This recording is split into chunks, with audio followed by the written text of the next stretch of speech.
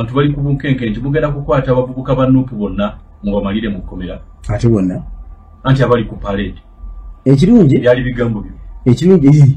Ekirungi bannamateeka ebintu bino babimanyire nga sinatuuka ku ekyo values za NUP omukulu ono zayogedde mbadde siziwuliranga. Violence is not one of them. Kintu singa NUP yali yagala kubeera violent singa Kampala tight come.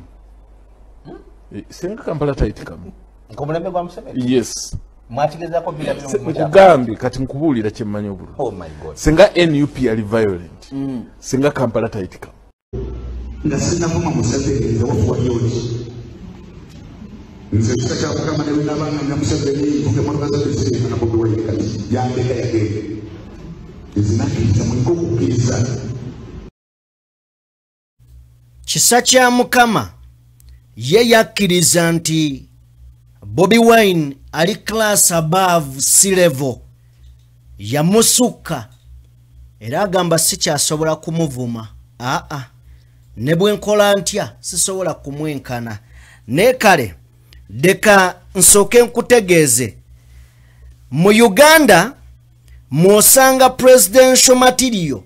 oba mwosanga president wa party nga atya okwesimba ku bwa president. Mu Uganda mwosanga president wa party nga atya okwesimba ku bwa president nga alina kuba MP oba ba Lord Mayor oba owakana boza mpuuga okategeddaako naye newe sije tugenda okuyitira olunaku olwaleero. Nzikiriza nkutegeeze nti waliwo engulirira empya ezze ey'oggulirira abalonzi. Engulirira eno ogenda kubeera ng'ogiraba ekulembeddwamu ba NRM bajja ku mudaala n'ebigambo by'ogenda okubeera ng'owulira. Kati ate bali mu kuggyako abantu ebiboogerako n'ennamba z'essimu. Kuno ggulirira balonzi tugenda kutunuulira. General Felix Kraide again akomyewo agamba buli eyali ku parade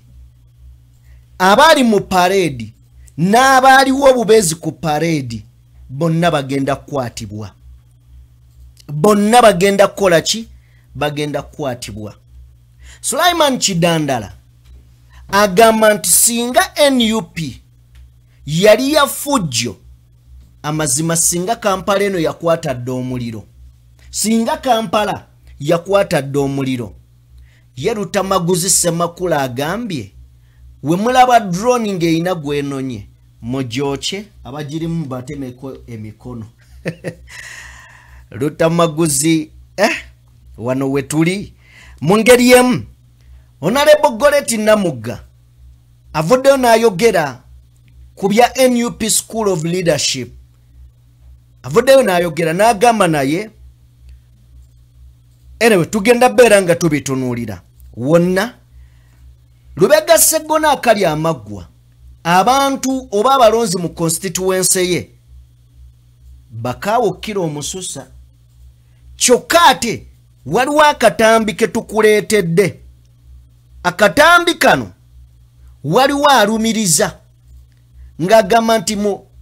project ya Dini Lubowa Sava okuba NUP bagiteeke ku ttaka. Emabega waayo waliyo mpuuga. Sseggona ne Joyce baagala. Bino ogenda byewulirirako. So nga ate omusajja amanyiddwa nga Abe eyalabikidde mu documentary ya BBC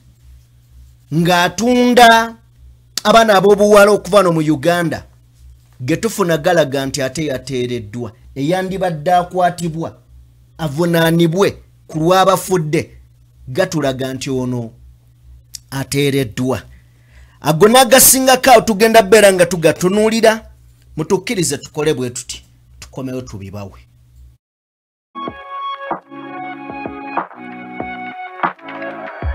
DPTV Uganda, Dawn People Television. Wow. Nzikiriza nkubuuzeeko mukwano gwange nti osiibyeyo otya yonna gy'osinzidde okubeera nga otulaba era ng'ogoberera omukutu guno kulikayo ku mulimu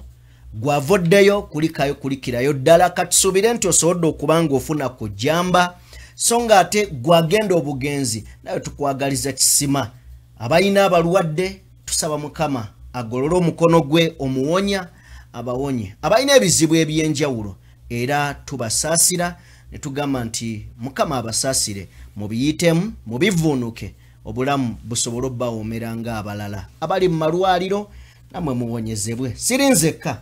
ndi ne Robert Senior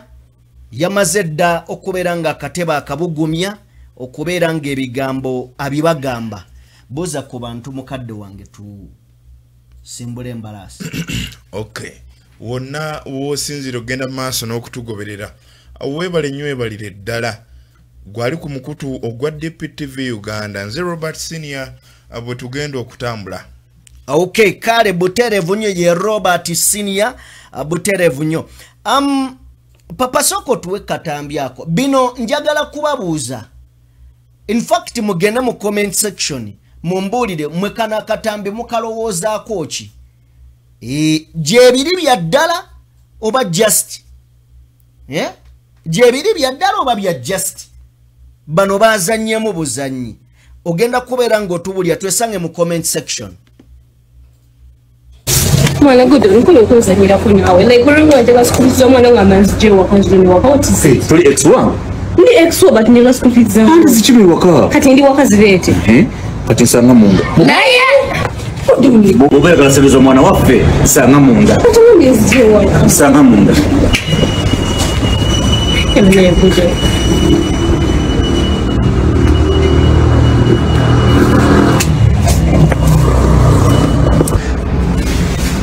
katika na ulimbira musenge ngana magana musenge twa mukesereza musenge musenge bobe kalasebeza mwana wo ex wange yangu musenge bobe kalasebeza mwana wo yangu musenge basi na umwana wo yangu musenge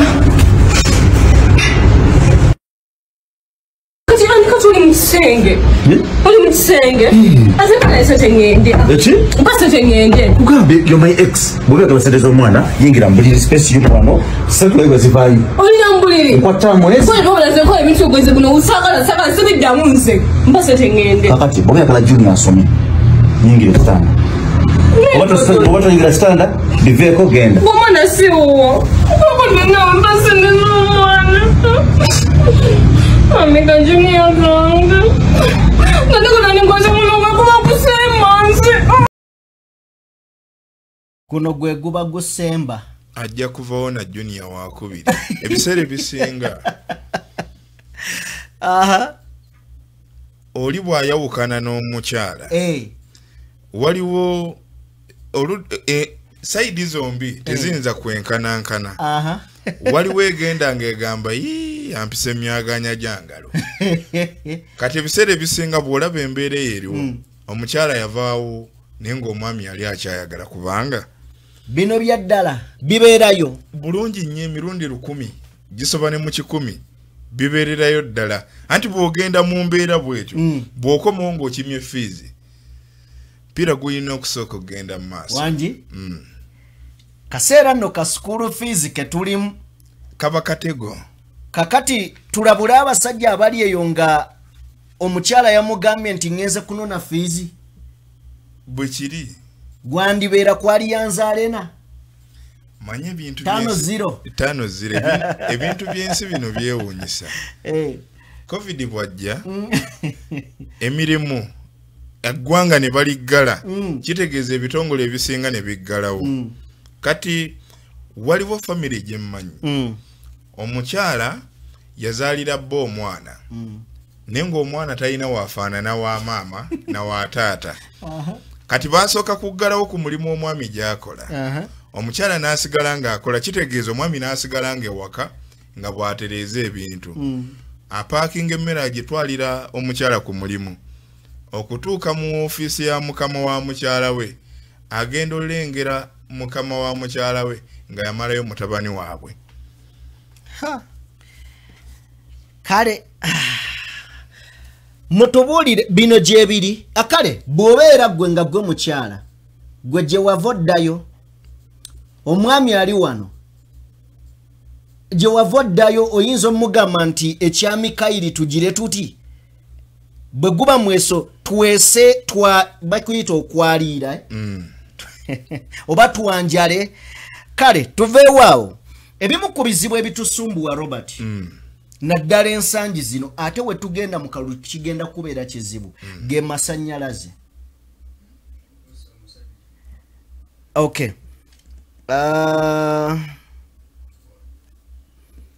Kozi bannaye omwami ali awo gwe ng'okyali awo omukazi oli mumugamba jangu yita wano ogende wano kakati ate oyo omukazi yamulumyeko mimwa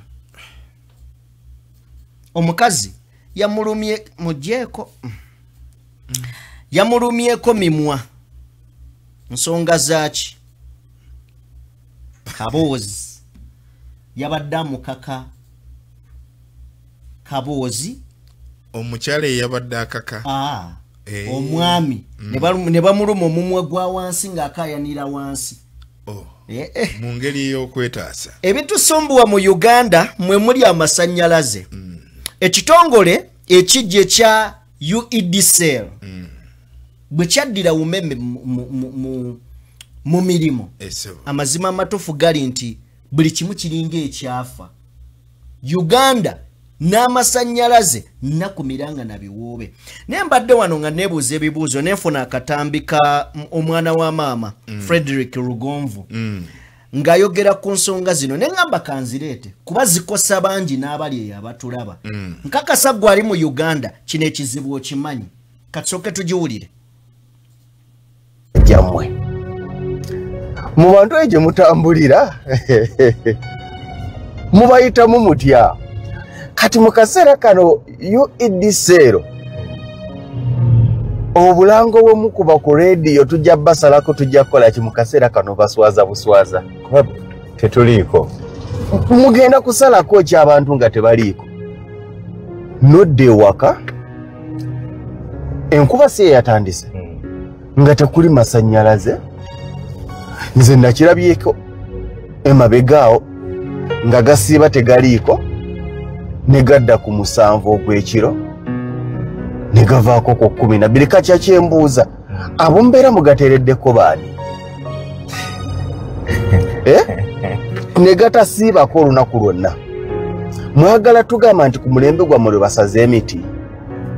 oba olwazza abagakozesa ne beeyongera obungi mwawayalinze bakilayanti bangi kategakyamala ani ali mu umeme alwanyisa UEDCL agirage nti tekola kuba kati bye mwagala otulowooza waliwo zikodi abawumeme ze baabamma nti kubanga nze nasookawo nga bwakajja olwaba okujja amazima tubadde tuludde okulaba kye bayita amasannyalaze okuvaako biki bye mutereeze bambi tubasaba bwe mubanga okujja kwammwe muyina bye mwagala okutereeza tutereeze embeera tubasaba mutulekere ebyabaddewo byabadde birungi gye tuli bwe kibanga kana akasente ke mwagamba ke baatusalako mbusimanya uniti bagikakkanyizaawo nga tugenda kwotagala isi bambi mutuzeeyo tusasule ziri ze twali tusasula ensi yake mukama katonda bwe gadda gookya bintu kale ensonga ya umeme kansuubire abawumeme obubaka buno mu butwale nga bukulu tebakyali bawumeme aba UEDCL mu butwale nti bukulu emirimu gyaffe gifa emirimu gifa naye tukolera ku masannyalaze kkiriza gaana buli tubeera nga mu nteekateeka empya ebintu bisooka kugootaana ojjukira bubemengejja UEB eyaliwo ebiseera ebyo yali nnungi nnyo naye kontrakiti bw'ekyuka umeme neetekinga over era nayo yasooka kuvumibwa oba ebintu byasooka kugootaana kati nkulukira atutuuse wano mu UEDCL ekyaliwo nga umemeze kyekiriwo kati ensonga eno bw'oba ojjukira bulungi kampuni eno ejja etya okuwamba okujjawo obumeme bwejja bweti tutandika okufuna obubaka obwolekera ddala kiki nti nze kye nategeera mu bino byonna bino ebitongole bibeera bya luuyi lumu kati wabeerawo obukuubagano okwezza ekintu kino kyonna kati ekisingira ddala okukwasa ennaku ono gwe bategeerera tebamanyi buzito naki kyakwesa amasannyalaze ago kwakati ekisinga okwewuunyisa bw'otunuulira ebiyiriro byonna ebiggyibwako amasannyalaze nga Uganda essaawa ya leero etunda ebitundu 45 ebweru waayo jjukira yo yonna tebunyiziddwa amasannyalaze kati ebyo bitundu 45 byetunda ebweru tesobola kubiteeka wano ekizibu ekyo ne tukisootinga kyokka nno be bagawa ggo tegavaako naye ffe bannannyini uniti ya 10 ewaffe e Rwanda ya sirinsi 2 so kale tuveewo tulina akatambi ke twakulaza olunaku olwajjo kabadde ka Michael Mabikke omu kubakwatidde DF flag Michael Mabikke akatambi kano yabadde waali ng'ayinako omuyimbi Nakinku ng'akubye essaati in fact ng'essaati y'emukubi yoyo omuyimbi bwe babuuzizza Michael Mabikke abyeganya agambye nti yewe yabadde n'abayimbi bali abamalayo ne bamugamba watuuse noddana ku ssimu naga nze sinnabaako ku ssimu amazima ga Katonda amazima okufiira mu kitooke kya Gonja nze Mabikke sinnaba kubeerako ku ssimu tuwe Mabikke bano abasajja ba DF baswaza amanyi makira East Constituency pienze Sheri mwala ate waliya iya katabikwa tolabye nkwenye nekwenye yabo tyangoberede yabade ngoberera ngoli kusimu gamo sinabona kwera ku simu n'omulundi n'ogumu sinabona kwera ku simu n'omulundi n'ogumu naye wafidu where are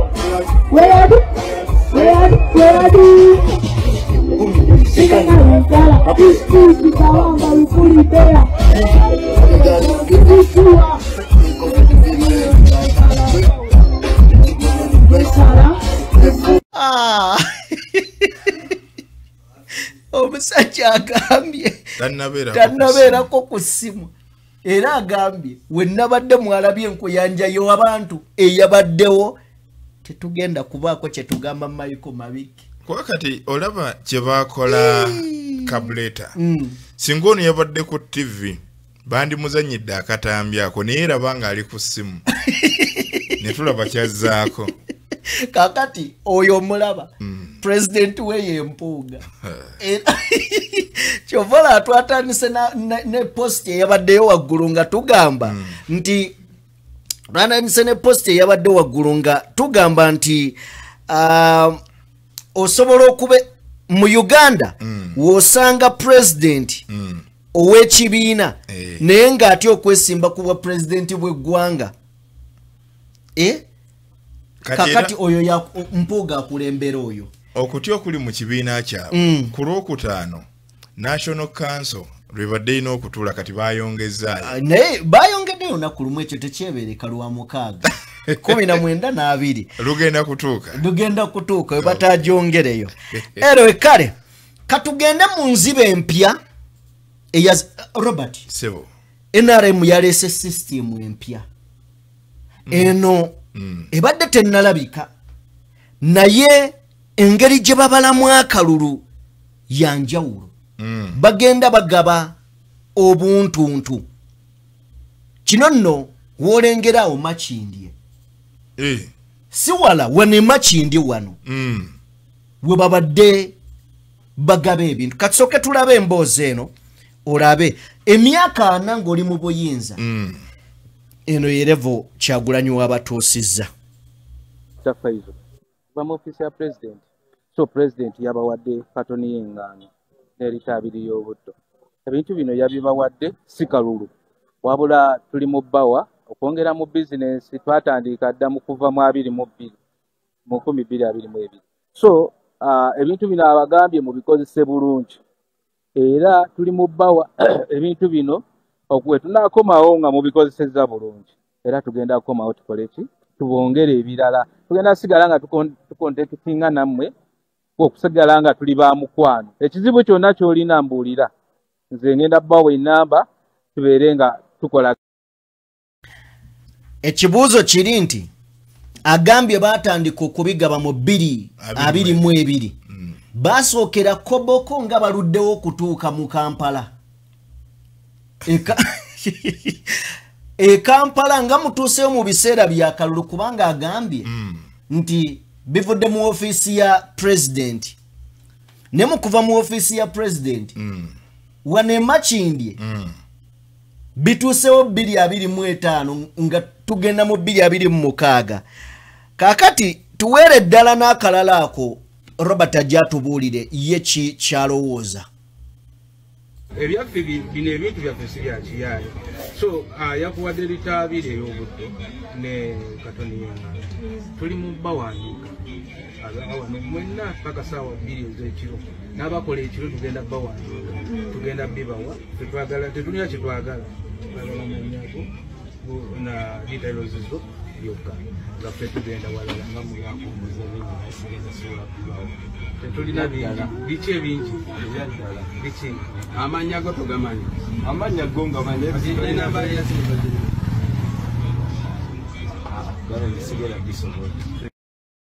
mukuwa ebintu bino bakusaba nini namba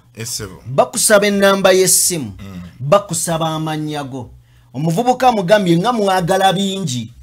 nze sijja bibawa omusajja n'amugamba nti ate ebingi byebiriwa amanyago g'otamanyi oba enamba y'essimu ye gy'otamanyi era babigaba okuva ku makya okutuuka ku ssaawa 2 ez'ekiro batagetinga n'abajja okukola ku kkuba ekiro mubawe nini namba enamba y'essimu n'amannya bagatwala wabano okusookera ddala eggwanga lino lyerimu ku mawanga ageewuunyisa agakola oba agalimu ebintu oba olyawo by'otasuubira nti bisoboka ekyokulabirako bwe tubeera mu biseera by'okulonda ku lunaku lwennyini olw'okulonda ekisoro oba ekabaale ku ssaawa 2 babeera batandise okukuba akalulu nga bokisi buli kimu byatuuse dda mu Kampala nga tezinnatuuka ewali ekitebe gye ziva nti eri ewala miles 4-5 ssaawa 2 baba batandise dda kati ku nsonga eno wali owuliddeko ku kimanyiddwa nga yellow book ekitabo ekya NRM mwe yawandiisa abo bonna abalonzi baayo twagenda okumaliriza okusinziira ku lisiti ezafulumizibwa oba amannya agaateekebwa mu kitabo ekyo nga NRM evayo n'ekakasa nti bawandiisiza abasoba mu bukadde 5 kati ekintu kino tekyabamalira enteekateeka eno gy'olaba etambula bano bagenda kugattibwa mu yellow book bwe tubeera mu kulonda tebakonsidalinga bive eno bakwata bukwasi abo bwennyini abali mu kitabo kyabwe bye balangirira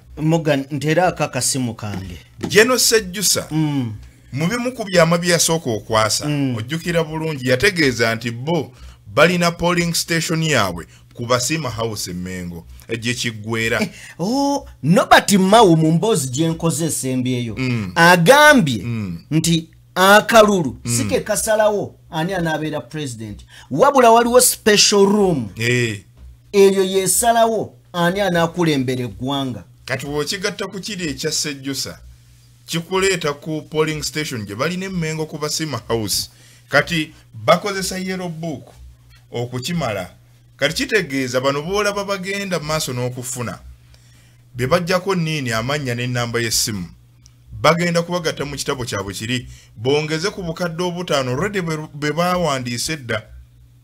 batugamba mu yellow book basooka tugamba nti balinamu miliyoni 20 bwe twagenza okutuuka mu kamyufu nga ziri miliyoni 18 entuufu tetuzimanye ezaabwe ez'abawagizi baabwe ziri bwe ziti okitegedde kati era ojja kulaba ng'ekiri fayino kijja kujja maaso kati ze zino ennamba ze bagenda bagattako kaka kino kitegeeza nti amazima gali nti baayidde omusajja abakozesezza buli kimu mukutte security y'eggwanga mugitadde mu byokulonda mukutte ssente z'eggwanga muzitadde mu byokulonda muddidde abavumi bonna mubakutte mubazizze wammwe bavume sayidi eno mukutte ba propagandist mu ggwanga bonna mubeddiza kwegamba mmwe mufuuse kankozesa ekigambo kino si mu bubi mufuuse ekifo kasasiro wakuŋŋaanira awunyirire ensi eno omukulu amanyiddwa nga Kabaya in fact Mwami Museveni yatugamba nti eno system yafadda tebyali bigambo bye kakati twasembyeyo okulaba akatambi oba ka AI oba kake naye nga kagamba mbu munonde esebo mu 2026 231 nze njo campaigningira Bobi Wine muvubuka mugezi nnyo bigambo nga biva mu 7 oba AI nzawona nze nawe network alabye kakati Kabaya bino bye bigambo byayina eri Mwami Museveni ne banne esebo Uluwana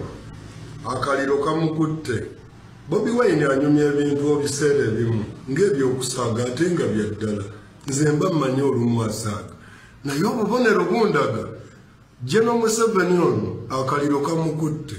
bw'owulira byayogera nga nze mukolera nzirukira wano bwe mba mbadde ntulugunya abantu mpanikira wano Bobi Wine yagamba ono omwami agenda kukwata essimu agikubire Bobi Wine amugambe entebe yo yiiyo ng'ali magere wali bw'obiwulira ki bubonero bwennyini Mwami Museveni ekirala kikino kikole mangu nno kwatirawo essimu gikubire Bobi Wine omugambe entebe yiino wabula bw'olinda tugende mu protest vote nze ebiddirira tombuuzanga nammwe ababadde bamukolera temumbuuzanga naye yo okusinziira bwe mulaba alowooza ekintu akiraba kati mwe abamukolera mmwe mukyali abajega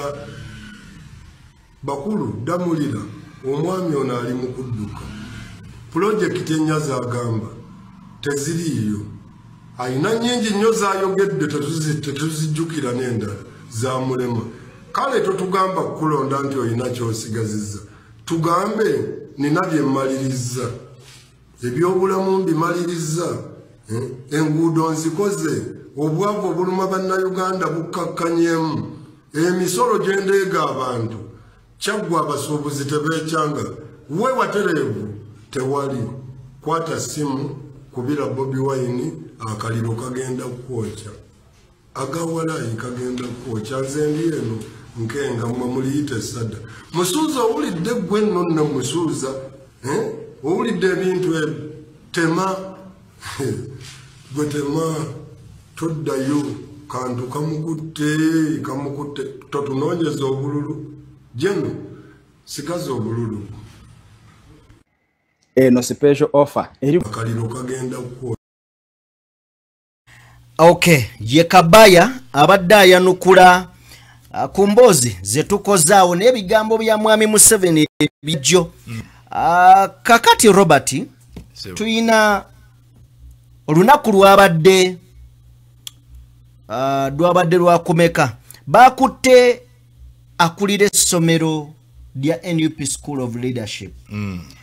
Doreen Kaija lwali lwa Sunday bamulese lwa mukaaga bamulese mu kooti ku lunaku lwa Monday babuuzizza Goleti Namugga ekibuuzo kye tugenda okubeera nga tuwa abantu naye nga situnnabatuuka ku kibuuzo ekyo nga tetunnatuuka ku kibuuzo ekyo katono nnyo tusooke tulabe omwami ono muvubuka simanyi gy'ava naye mugezi kale byayogera byansonga njagala omutuweeko. To come for the posters is when I came to realize that our president was only given 100 days out of 142 days, which was just as a means of limiting him to reach other places. So I call all upon all Ugandans that let us divide this 100 days among us ourselves. Everyone, may you pick a day, because Chagulanyi's vote is only one vote. Making it more than one is when we also gather and vote for Robert Chagulanyi Sentamu. And I want to call all upon youth, let us stop living in lies. Let us stop living with the claims. We are saying that our leaders don't come back. Our leaders, they don't present our matters to parliament, yet we are the same people who are continue voting for people who are not advocating for job creation. How shall we get the job when we don't take it by ourselves? Let us vote for Robert Chagulanyi Sentamu for New Uganda. The New Uganda is a Uganda that people will be employed basing on merit, not a son of who. The New Uganda is a Uganda that a woman, if she is to be promoted at workplace, they will not first sleep with her. They have to consider her academic papers. A New Uganda is a Uganda that the law will not only favor the rich, the justice will also favor the poor people. A New Uganda will be a Uganda that if the rich man has grabbed your land and you go to police to maybe take your case, you don't again find out that the same man got the reference from the police. A lot of you have been asking, what is a New Uganda? A New Uganda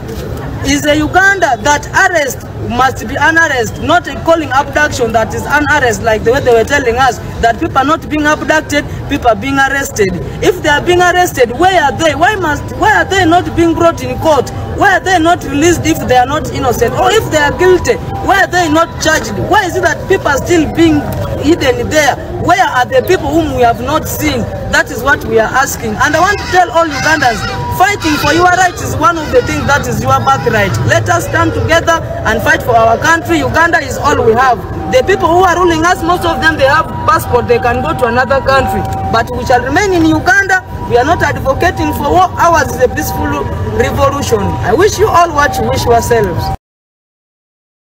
Omuvubuka oyo muwulidde mugezi lwakwa ekisinga okukwasa describing the New Uganda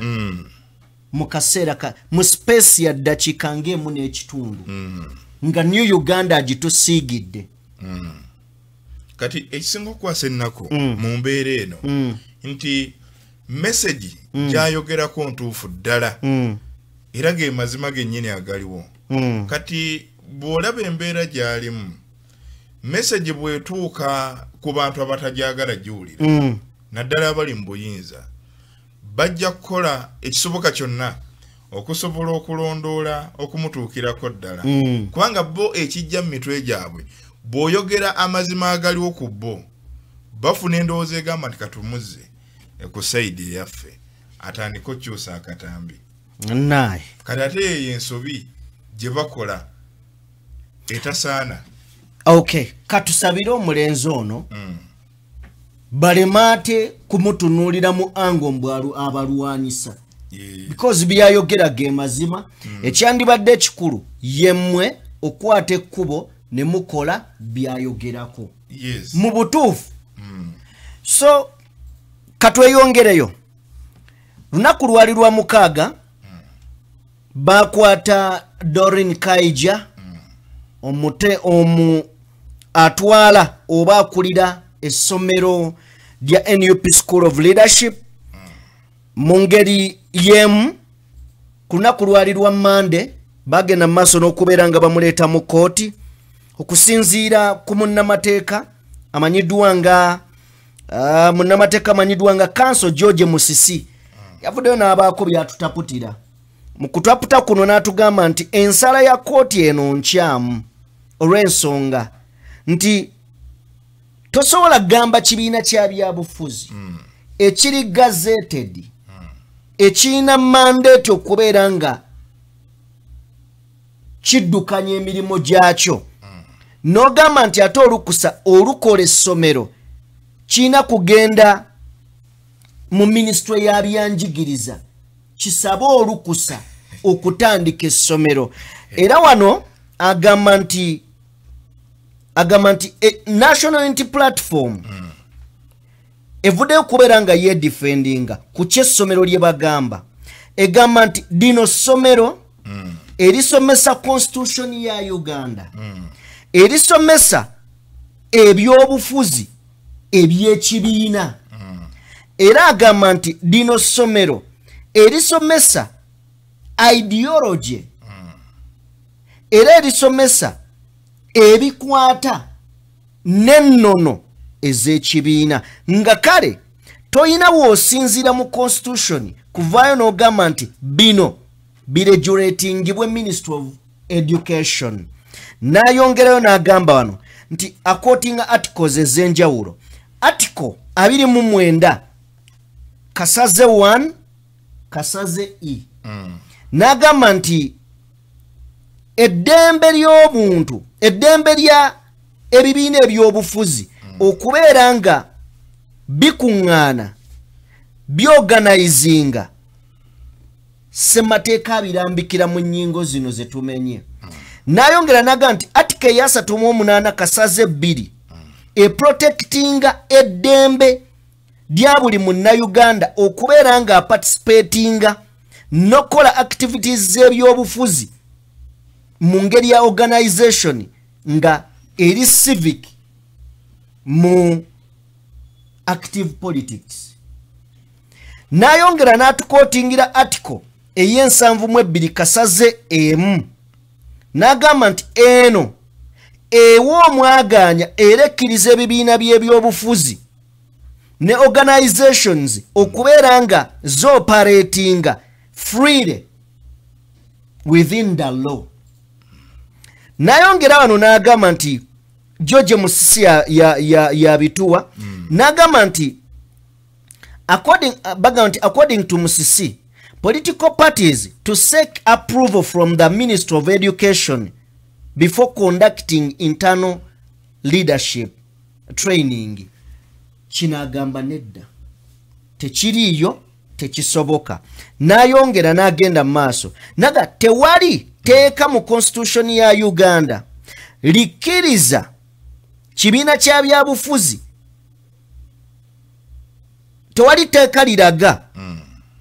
mu bibiina bya byabufuzi kusaba approval eri Ministry of Education nga tebinaba kuteekawo leadership training. Agamba kino kimenya mateeka, kimenya ssemateeka, eddembe ly'ebibiina okubeera nti biri independent nga byo nti NUP yagazetingibwa era kibiina ekyetengeredde ekyebyobufuzi. Agamba nti bwe baba kino kyebayiseemu tekiwa ddembe kibiina kya byabufuzi kwetaaya mu political grounds oba arena ey'ebyobufuzi eno. Agamba nti newankubadde state eyagala okubuuka amateeka gano naye structure y'essomero ly'ekibiina kya NUP dino liyimiriddemu okubeera nga lirongoosa obukulembeze abakulembeze baalyo nga bamemba okumanya ebyobukulembeze, okumanya ennono, omulamwa na biki bye bateekeddwa okuweereza abantu na butya bwe bayinza okweyisa. Kale nno ng'agamba tosobola kusinziira awo nga ne ssemateeka talina kawaayiro yadde kamu mw'osinziira kubeera nga ojjayo nti ovunaane n'ogamba nti ogaddewo essomero era okwata abo abaliddukanya, abalisomeramu oba abalisomesaamu. So ogenda tuwa submission bw'atyo Musisi bwe yayogedde. Tufune Goleti Namugga gw'ojja otubuulire gwe ki ky'olowooza wano waliwo ensobi because tujjukira ojjukira Lubongoya we bamuyitira ku police ku ssomero lino n'agendayo several times era n'avaayo essomero ne lyoperatinga okuva we lyatandika difulumisizza abayizi emirundi egi ab'ebyokwerinda babaddewa. Soko tuwe Goleti Namugga.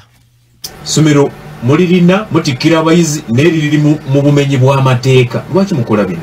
Essomero liri mu bumenyi bw'amateeka n'okwata Doreen Kayija alikulira director w'essomero alirindawa. Ani director w'essomero eryo? The NUP Leadership School. Ani director waalyo? Kaakati tuyina gavumenti eyebyeyebye okutuuka ku level y'okuba nti ogenda ewaka nga Ssemaka waali n'okwata omukozi ng'omuvunaana ku bikolebwa mu makaago naye ng'ovunaana maid. Kya buswavu nnyo gavumenti ya Uganda yeerabisizza nnyo. Nze natunuulidde charge sheet eno nga nti naye really edino lyegwanga letushawe ekitiibwa bano weba office bearer abagala tubayite his excellence abagala omanyi katulajja ku honorable ate omukulembeze w'eggwanga bino byonna bikolebwa on behalf of omukulembeze w'eggwanga toyinza kukwata Doreen Kaija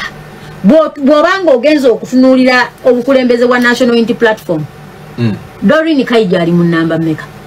nga bw'owulira wano bagaa nti webaggwanga mukulu Museveni ye head of state ye namba emu nti awo nozaako vice president awo nozaako speaker namba 3 njagala obuulire eggwanga mumwine experience mu bino Kaija namba mmeka mu structures za NUP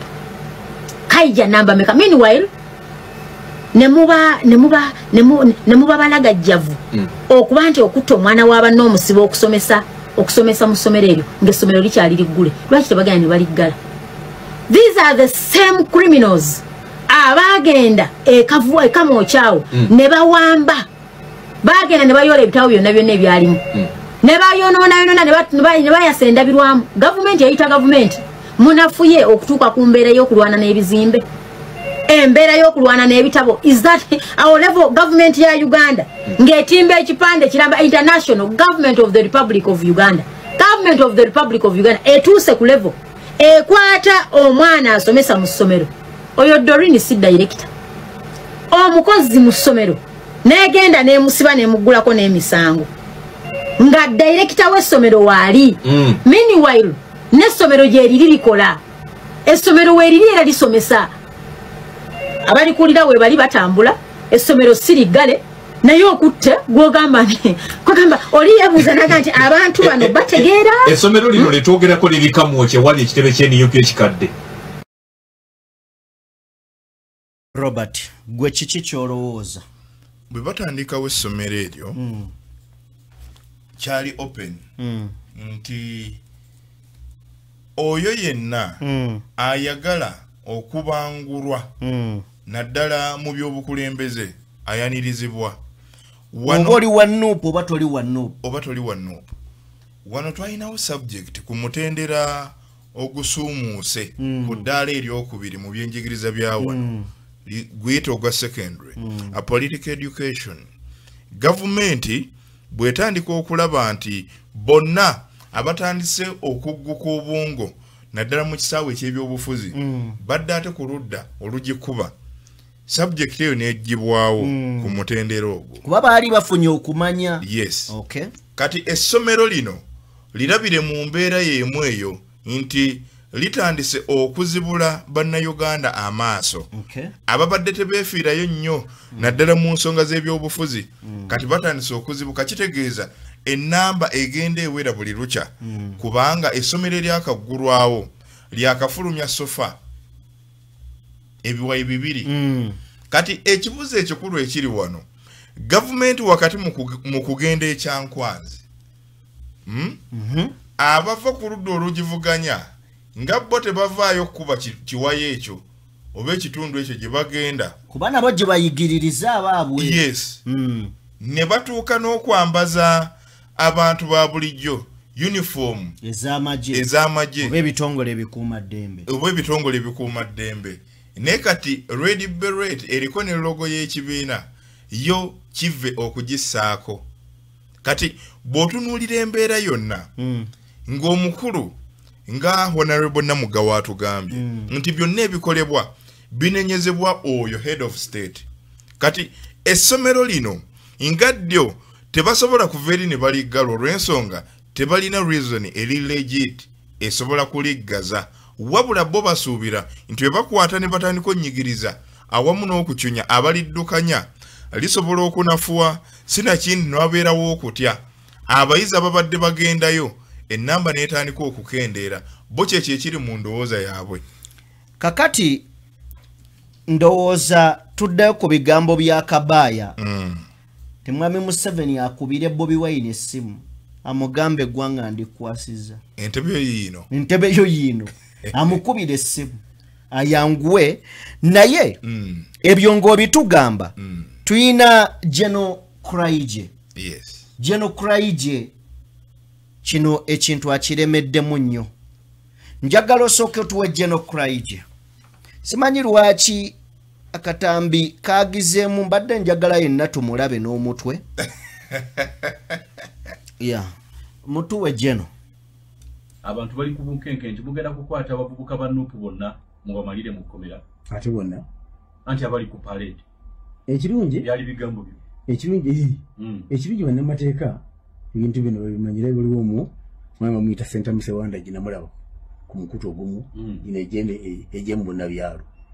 nga nyinyonyola penal code section ya namwe maka mutano ani avunaanibwa oba bw'oba oyagala okuyigiriza abantu ddiru z'amagye mutendera ki gy'oyitamu era nanyonyola mu bulwaliro obuddako obusatu ettulu erisooka ye mutendesi avunaanibwa oba tebafuyire okusala minisita w'ebyensonga z'omunda okukola dduyiro w'ekinamagye okumusomesa abantu gw'osooka okuvunaanibwa era okusinga myaka 7 gwe batendese ovunaanibwa era omukusango gukamuvi myaka 5 mwoto nekyogerako nti gwe omutunuulizi waze okusamalirira naye avunaanibwa ate ekikwewunyisa nti n'asibibwa emyaka 7 ng'omutendesi kubanga weereese abavubuka bonna mugenda kubayoola si bwe ŋŋambye ŋŋamba anti kali nze nkusomera tteeka bonna abali ku parade mugenda kubayoola nkusomera tteeka namba 2 nti kyombuuza kyani kya Commissioner Dusoke omugezi wa poliisi nze nkunnyonnyodde okutangaaza abantu ng'omusomesa bwendi anti nga ndikali katambiko yes bonna bali ku parade iteeka bwe ligamba kitegeeza balinde kukwatibwa nga banabo bazikwatibwa ekyo gwe kisazeewo nze nkubuulira iteeka bwe kigamba conclusions zo yise nsaba kano kajjayo nako bannamateeka bagamba ignorance of the law is no defense obutamanya teeka maliriza kale ye General Felix Kuraije General Felix Kuraije agamba nti buli yali ku parade ateekeddwa kino okukinyumya naye ate era agenda mu maaso n'okutwongera nti omulabi wano ateekeddwa okusibwa emyaka 7 gwe eyalaba obulabi in fact yaliwo n'osamaalirira nti bannange nga balabise bulungi bannange nga babikoze bulungi myaka 7 naye mbadde ntunulyano omukutu gwa bamuyita JB Muwonge agambye bwe mpuliriza General Kuraije ng'ayogera obwongo bwange budduka mangu ddala nnyo ne bunzizaayo ku bantu nga Paul Okech n'agamba era bunyongera okumpa tumwine eri tumwine n'agamba n'abalala bangi abazze boogera era nga bakolanga omukulu oyo kyakola n'agamba nti the same impunity in their words, the same insensitivity, the same ignorance in his mind is above everything, including the Creator. Bobalowooza nti bali waggulu wa buli kimu n'okusinga Katonda. Nawulirako akatambi ka General Rwashande ng'agamba Ssekikubo kati genda owaabe mu kkooti z'amateeka bwe zigaana genda owaabe wa Mwami Museveni bwe kigaana lopewa Katonda yekka gw'oba osigaza ate nayo nja kuwangulirayo. Bino ebigambo si yasoose okubyogera yali ani omulala eyayogera ebigambo ebyo yaliwo era nga musajja mukulu w'amaanyi mu magye Robert ku bigambo bya Kuraije ebyo kati amagye oba ejje ly'eggwanga erya UPDF ensonga eza military drill oba kale sigenda gyeta military drill kuba teyali military drill it was just a simple parade simanyi lwaki UPDF oba gavumenti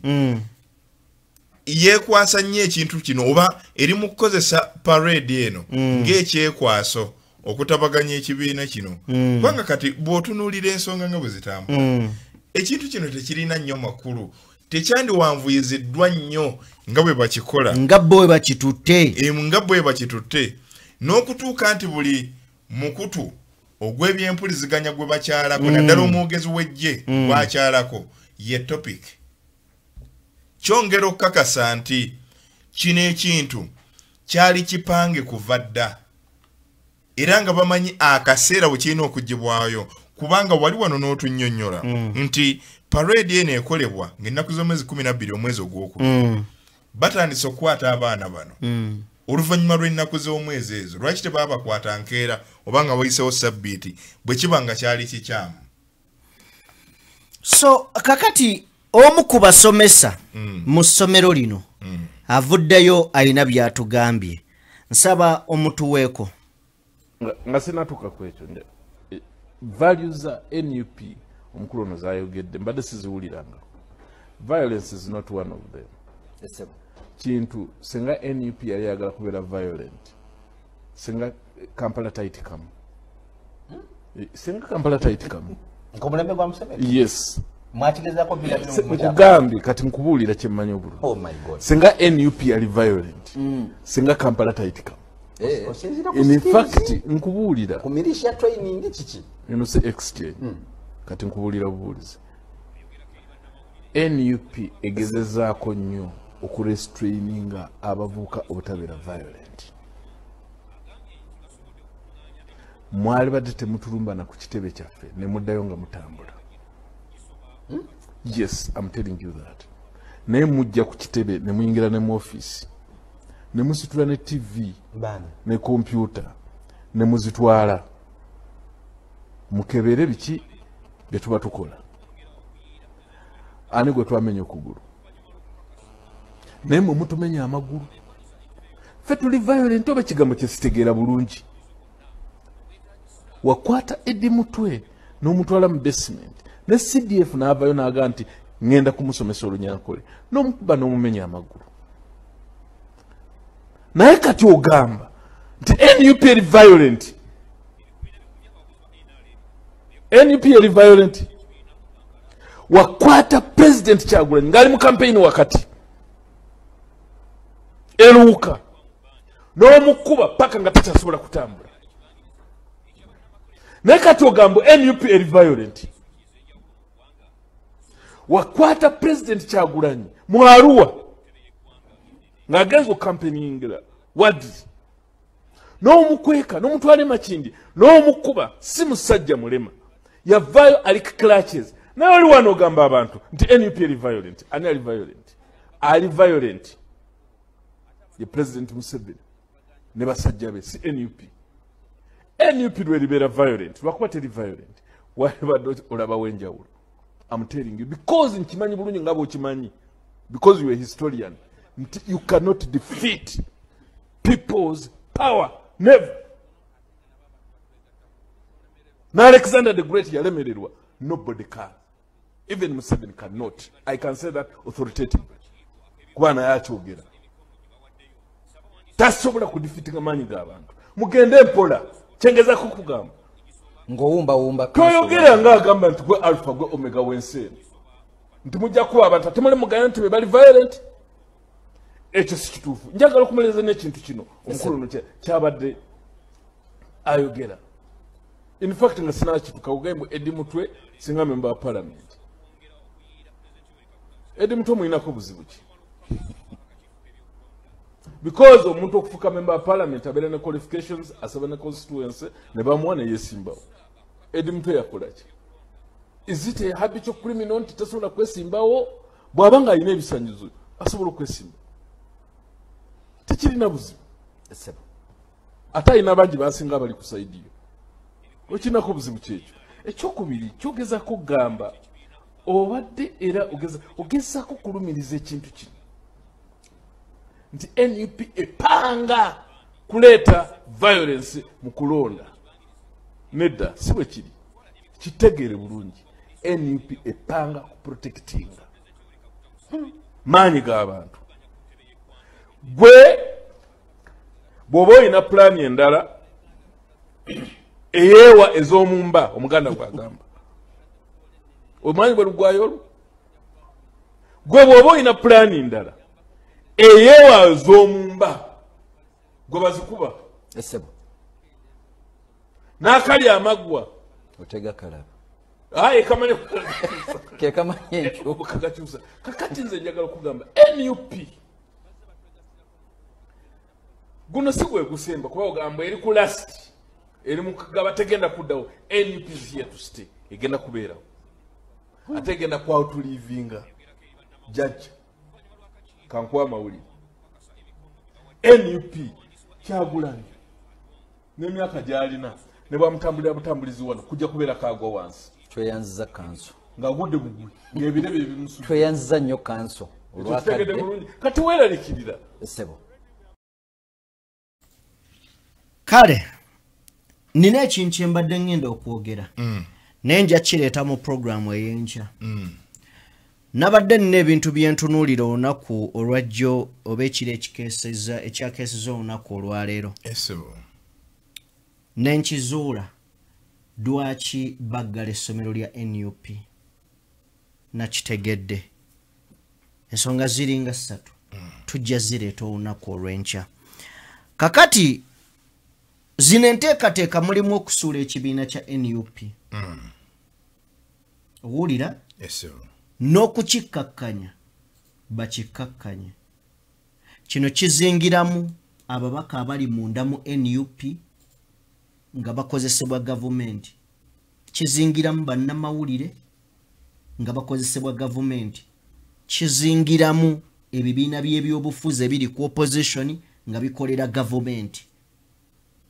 njagala osooke otuwe katambi k'abantu beewa Sseggona oyo then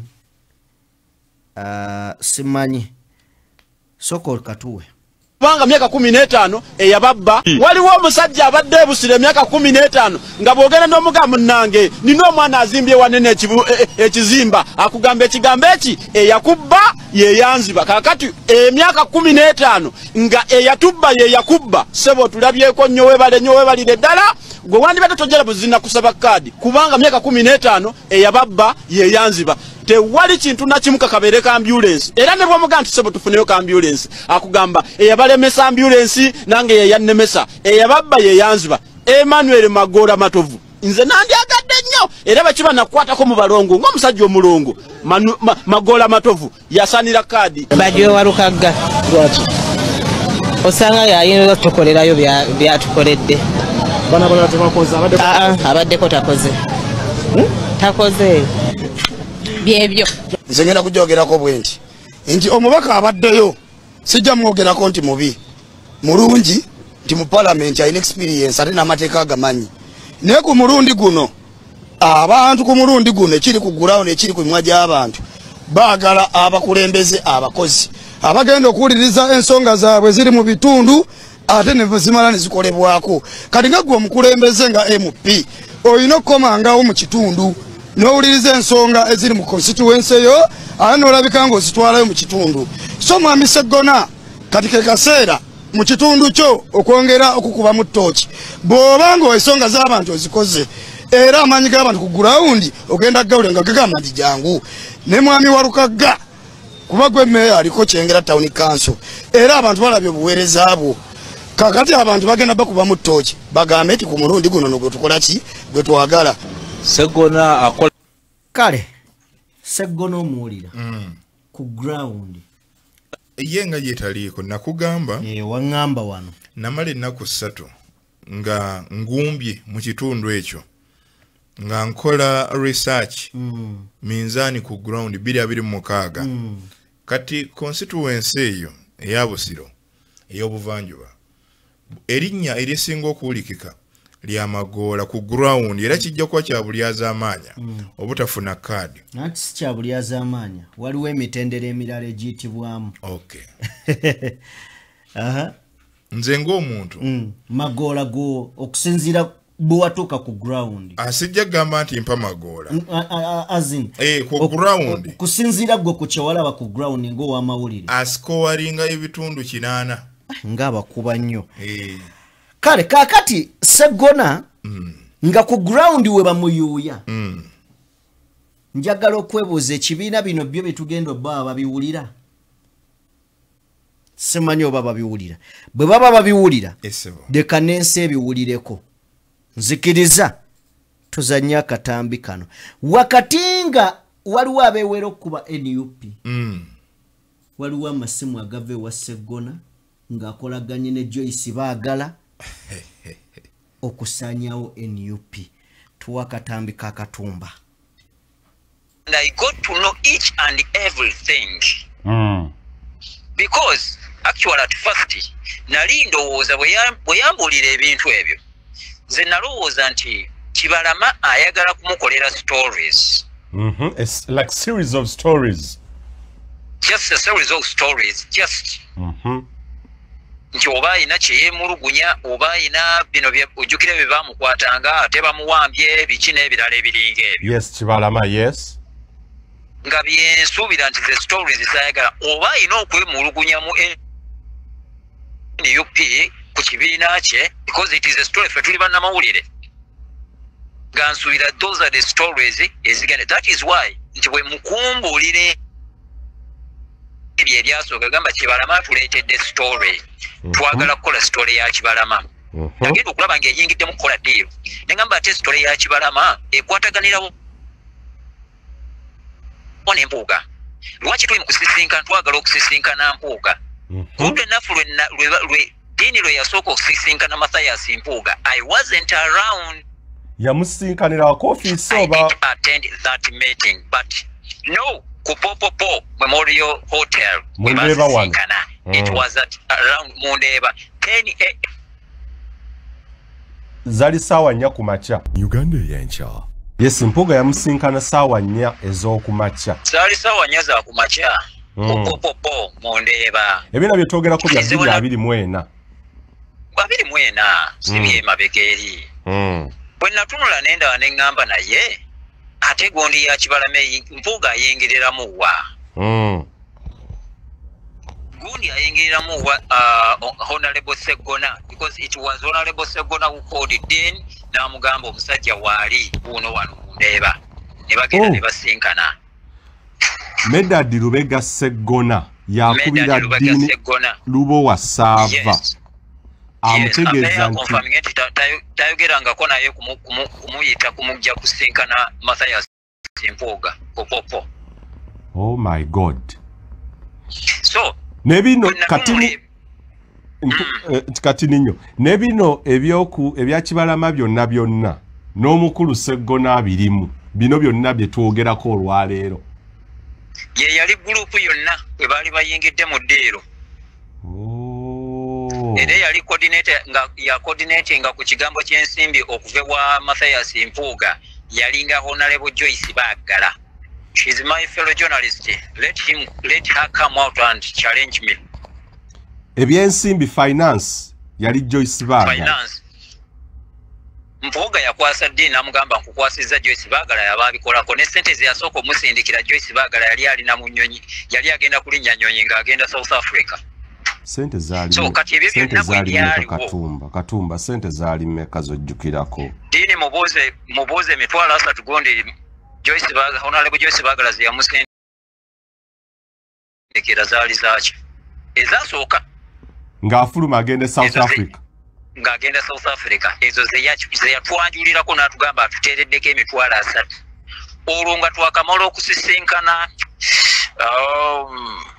bamuyitaani munnamawulire oyo bamuyitaani mwera nja mujjukira nja mugamba nja mujjukira nja mukugamba nja kumujjukira nja mukugamba era twamusinkana naawo ku ekereziya y'ejini ku kyaki y'erubaga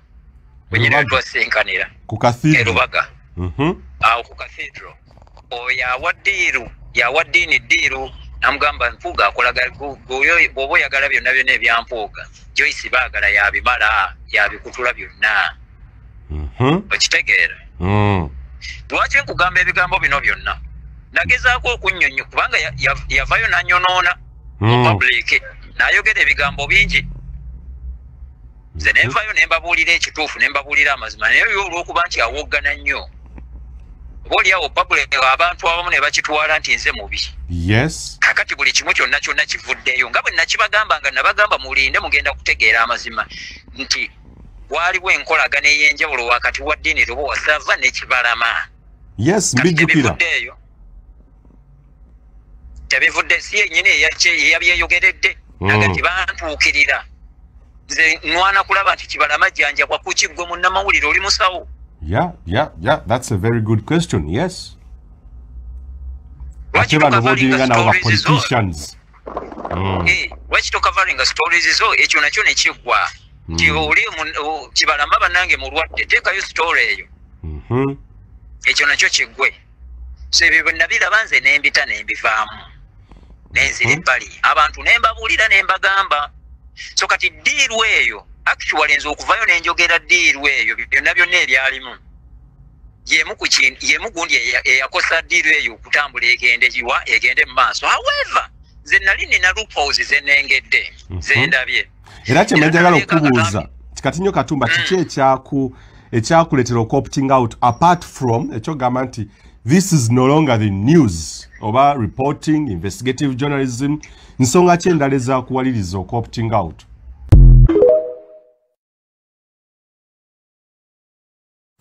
Gerard ng'atuwa anaye Sseggona akakabinjako nakugamba wano bannange tekasimattukika abo abasajja abaava emmenga abo kubanga era bw'otunuulira akabinja kayogeddeko beebo bazibu nnyo tebayinza kweta tekisoboka kati oba Sseggona akola kuwoolera ku Mpuuga awoolererako munne lwaki mwatugoba boosi wange muganda wange mumugoba mutya Robert siibula abantu Sseggona Mpuuga nakugamba bw'ategeka emmisa Thanksgiving yes Sseggona yalabikira ku ntimbe za BBS jukira ekibiina ekya NUP kyo kyali kisazeewo nti si kyakwenyigira mu nteekateeka ezo kati ne bamubuuza ogendayo ng'ekibiina oba era nga munnamateeka n'akiddamu nga munnamateeka nti nza nti kadi saafunye ya kibiina sinze pulezidenti waakyo oba okitegeera naye nga munnakibiina kati infact mu bannakibiina ba NUP ye yaliyo yekka ng'omukulu ye yagenda kati nga kiraga ki nti tayinza kulya mukama we lukwe kati waba akulaza ekintu ng'ekyo n'okiraba n'amaaso go nga si bigambo n'omwerabira ng'atuuseeyo we yatuuka n'omwana akafumito kati ensonga ezo okuva ku lunaku olwo Mpuuga emivuyo gyonna egimwetooloddeko naddala egyekuusa ku NUP ye ne Sseggona bali bati bamanyi bulungi nnyo ne bw'olaba ayogera akemba yenna abanga yajja kumaliriza kubanga kati yensolima ewa Mpuuga amawulire etuukira ddala ku mmeeza wali ye kamera ye ne bamusembezaayo era awunyiriza buwunyiriza kati ati akaseera ke kaaweddewo nze omu kubakkiriza nti kadi y'ebusiro ey'ekibiina kya NUP eyinza okumuyita mu myaganya gy'engalo yenze Sajjime Morgan abadde ku Lens abe mu production Robert Gwembadde naye kigambo kyasembezaayo ndi kusaidie mubeere bulungi